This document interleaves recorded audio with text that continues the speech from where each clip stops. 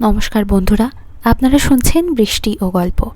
বৃষ্টি ও গল্পে আজকের নিবেদন সুনীল গঙ্গোপাধ্যায়ের লেখা বিপিন বাবুর চশমা।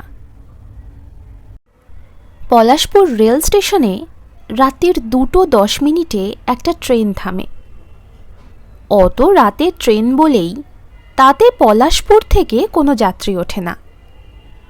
কোনো কোনো দিন ট্রেনটা 2-3 ঘন্টা লেট করে। আস্তে আস্তে ভোর হয়ে যায়। কে সারা রাত স্টেশনে বসে থাকতে চায়? হঠাৎ বিশেষ প্রয়োজনে রতনকে কলকাতায় যেতেই হবে, তাই সে ওই ট্রেনের টিকিট কিনেছে। বেশি রাত হয়ে গেলে সাইকেল রিক্সা পাওয়া যায় না, তাই সে রাত 12টার মধ্যে স্টেশনে চলে এলো। ফার্স্ট ক্লাস ওয়েটিং রুমে আর কেউ নেই। বেশ হাত পা ছড়িয়ে থাকা যায়, ইচ্ছে করলে বইও পড়া যায়। এই সময় স্টেশনটাকে ঘুমন্ত মনে হলো।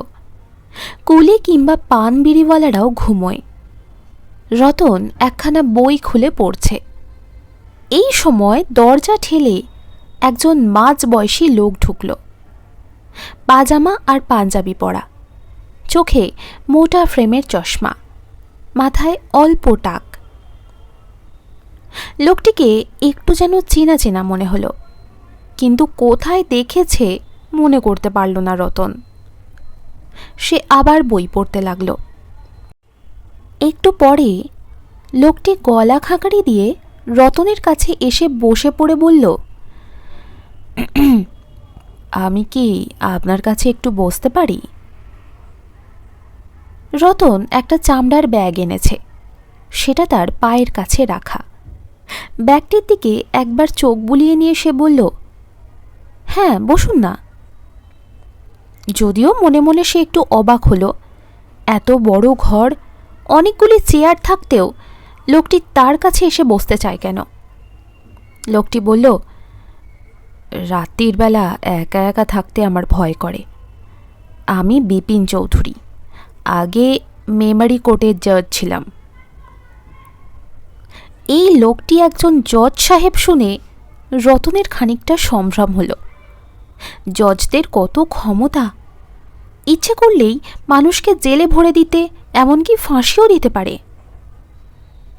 যেন রতনের মনের কথাটা বুঝতে পেরেই বিপিন চৌধুরী বললেন, জজের চাকরি বড় বিপদের চাকরি, সেই জন্য আমি তাড়াতাড়ি রিটায়ার করেছি, কিন্তু তবু বিপদ আমাকে ছাড়ছে না। রতন কৌতূহলী হয়ে ভদ্রলোকের দিকে তাকিয়ে রইল। বিপিন চৌধুরী বলল, এ চাকরিতে মানুষকে কত রকম শাস্তি দিতে হয়। অনেক সময় নির্দোষ লোকও শাস্তি পায়, তা অস্বীকার করছি না। উকিলরা এমনভাবে মামলা সাজায় যে মাথা গুলিয়ে যায়। একবার কি হয়েছিল জানো?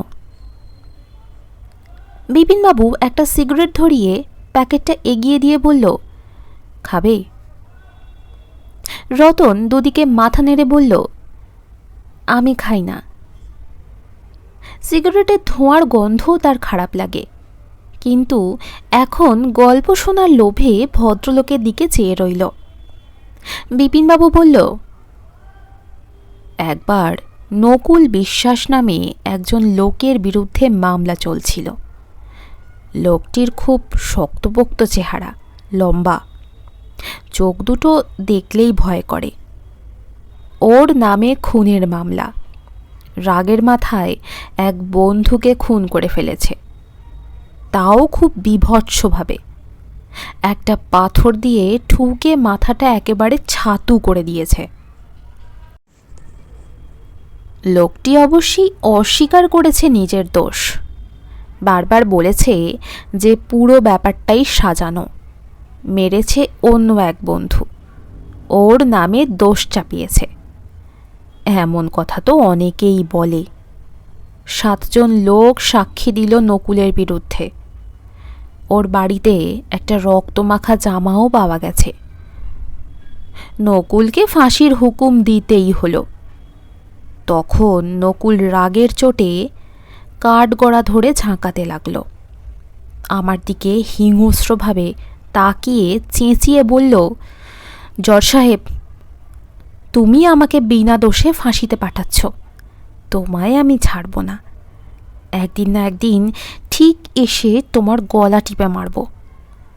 আমার হাতেই তুমি মরবে।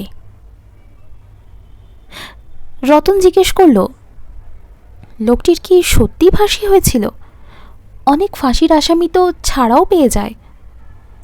বিপিনবাবু বলল, নকুল ছাড়া পায়নি, আপিল করেছিল, সুবিধে হয়নি। 1 বছর বাদে নকুলের ফাঁসি হয়ে গেল। কেউ তার ডেড বডি নিতে আসেনি, তাই জেলের লোকেরাই পুড়িয়ে ফেলে। নকুল কিন্তু আমার পিছু ছাড়েনি। আমি চাকরিতে ইস্তফা দিয়ে অন্য জায়গায় চলে এসেছি। তাও। রতন বলল, তার মানে সে মরে গেছে, তবু কি করে? বিপিনবাবু বলল,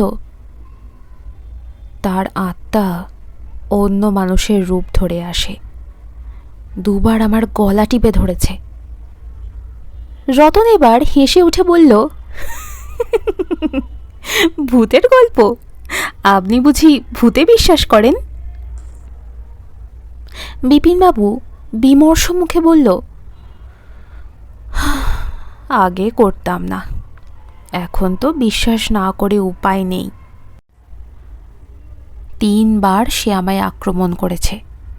অন্য লোকজন এসে পড়ায় বেঁচে গেছি। রাত্রিরে আমি একা একা কোথাও যাই না। নেহাত আমার মেয়ের অসুখের খবরটা পেয়ে। রতন বলল, এখানে ভূত আসবে না, আপনার চিন্তার কিছু নেই। বিপিনবাবু হাত দিয়ে পাশে কি যেন খুঁজতে লাগলো। আপন মনে বলল, চশমাটা কোথায় গেল, চশমাটা কোথায় রাখলাম? রতন বলল, ওই তো পাশের চেয়ারে রেখেছেন। বিপিনবাবু এবার চশমাটা পেয়ে চোখে লাগিয়ে বলল, চশমাটা ছাড়া কিছু দেখতে পাই না। একবার নকুল এসে গলা টিপে ধরার পর চোখ দুটো বেশি খারাপ হয়ে গেছে। এই সময় আর একজন লোক ঢুকল, রোগা পাতলা চেহারা, সঙ্গে কোনো মালপত্র নেই। বসল গিয়ে একটু দূরের চেয়ারে। বিপিনবাবু ফিসফিস করে বলল, সাবধান, এ হতে পারে। রতন জিজ্ঞেস করল, আপনার সেই নকুলের বয়স কত ছিল? বিপিনবাবু বলল, 42। রতন বলল, এর তো অনেক কম বয়স, 30-এর বেশি না। বিপিনবাবু বলল, তাতে কি, নকুলের আত্মা ওর শরীরে ঢুকে পড়তে পারে।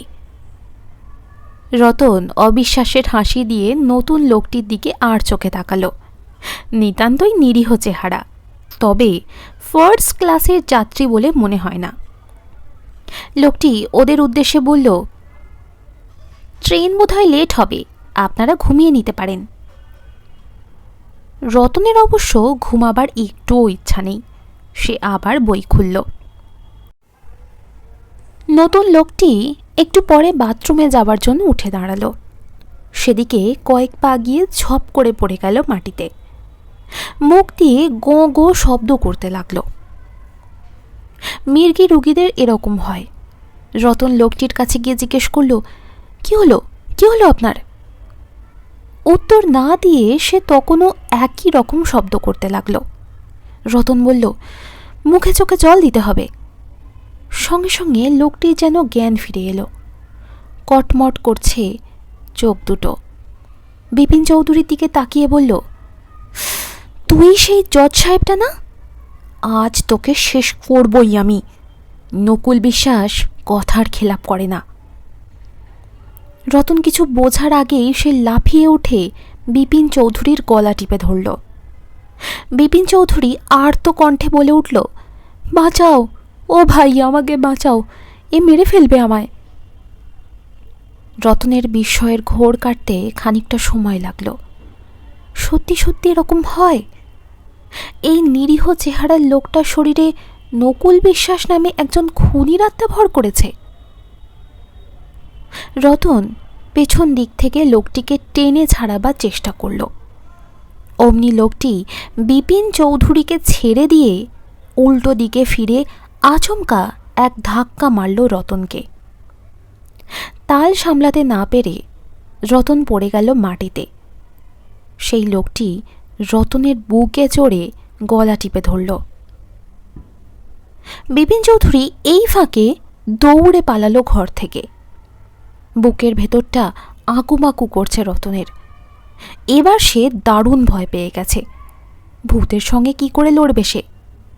সে কাতর গলায় বলল, আমায় কেন মারছ?